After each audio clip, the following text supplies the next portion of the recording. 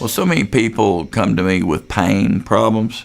It can be fibromyalgia. It can be arthritic pain.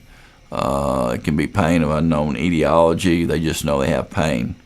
One of the major things that I find that really helps people to start out with is decreasing their sugar intake.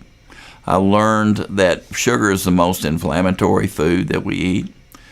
For example, in your GI and your stomach, a lot of stomach pain comes from too much sugar because you have an overgrowth of bacteria or yeast in your gastrointestinal tract. Sugar is a great food, so because for the bacteria and yeast, so therefore they have an overgrowth.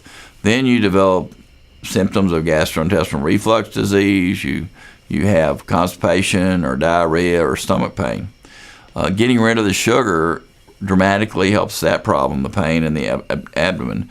In arthritis, it's amazing once you cut down the sugar and how much you can decrease arthritic pain and joint pain and things of this nature. When we get into type 2 diabetes, before your blood sugar starts rising higher, your insulin will start rising higher.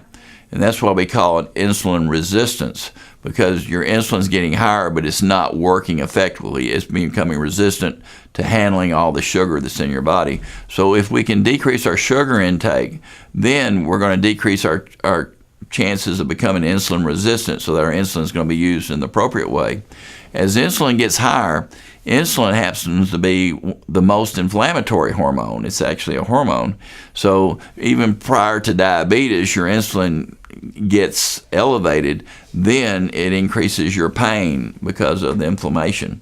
So again, inflammation often it goes with oxidation also, and that's why we talk about antioxidants and cutting your sugar down, so we can get rid of bacteria and viruses in our GI system. We get the inflammatory oxidative process under control better without sugar.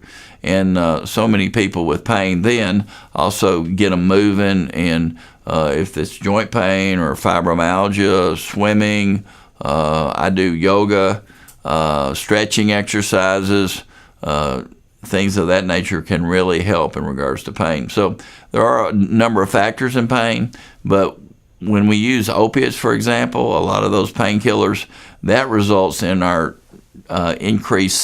decreasing our sensitivity to tolerate pain. So we decrease our tolerance to pain by using opiates, and often that lowers what we call coenzyme Q10, which then leads to fatigue and lower ATP, and it's just a vicious cycle we get into, and then people start feeling, well, we got fibromyalgia. So when those individuals that no doctor can find anything often have that diagnosis, but we can help them. I've seen many of them improve through cutting out the glutens, cutting out the fast sugars, carbohydrates, getting them exercise, moving, looking at other things that can be inflammatory.